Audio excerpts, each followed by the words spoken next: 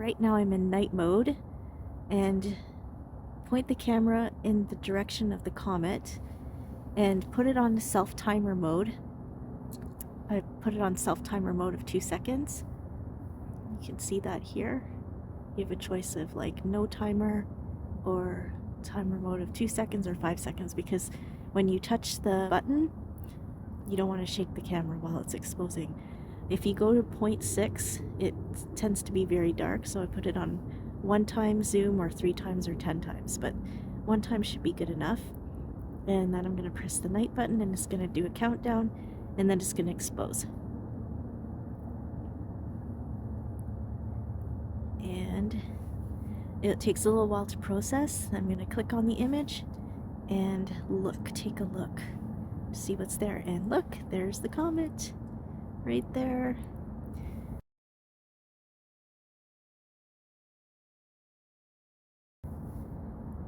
The other option is to go into Pro mode, and then we have full control over the speed and the ISO. We have full control over how much light is being gathered. So ISO 800 is a good starting place. If not, you could go a little bit higher or a little bit lower. Speed, I think 10 seconds is good. If it's too bright, you can bring the speed down a little bit more, like maybe 5 seconds or whatever. If you need more light, like for Milky Way shots, you might want 15, 20 seconds, maybe even 30 seconds if you're in a dark location. But we're in light pollution, so we want to be around 10 seconds or less. Okay, let's just try 10 seconds. And then 12 megapixels, fine. We can go 50 megapixels, and that's basically full frame, taking advantage of all the pixels. And we'll just go 12 megapixels, and then we will hit the button, do the countdown, and then this should be a better quality shot.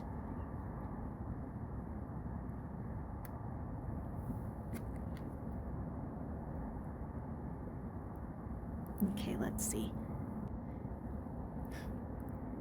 Oh, we got an airplane in there. So the comet and an airplane, but it looks okay. If you do 8 seconds, it'll just be a little bit darker. And my camera in Pro mode, it will save like a JPEG option and a RAW option. And RAW is good because then you can take it into other processing software and bring out more like the shadows and, you know, tone down the highlights. You just have more flexibility with editing. So let's see what happens here. Oh, that airplane is still there. Where's the comet? Oh, the comet got even low. The comet's lower now. It's moving fast. Well, the Earth is moving fast. So that's that. And you can take pictures with your cell phone, and it's not that bad. It's pretty good quality. Because I don't have an iPhone, I got my friend Ida to do a screen record of the comet as well. And she's using an iPhone 11s, and she's in photo mode. And it looks like she clicked on the arrow at the top to get to the speed settings, where she then chose about a 10-second exposure.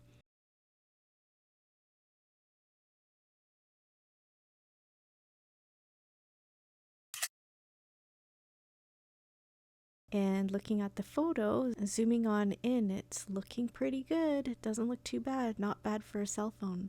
And you can see the tail clearly, and the stars are pretty sharp. So now she's trying another exposure of 30 seconds, and she also zoomed in a little bit more.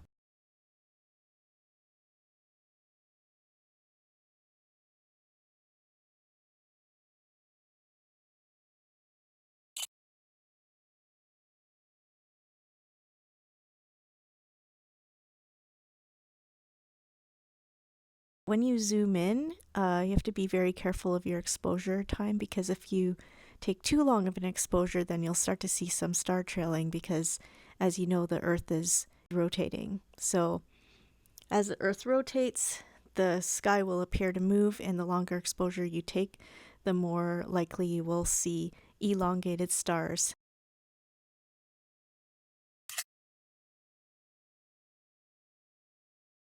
Oh, but the shot came out pretty good, but you can definitely see a little bit of trailing there, but still not bad.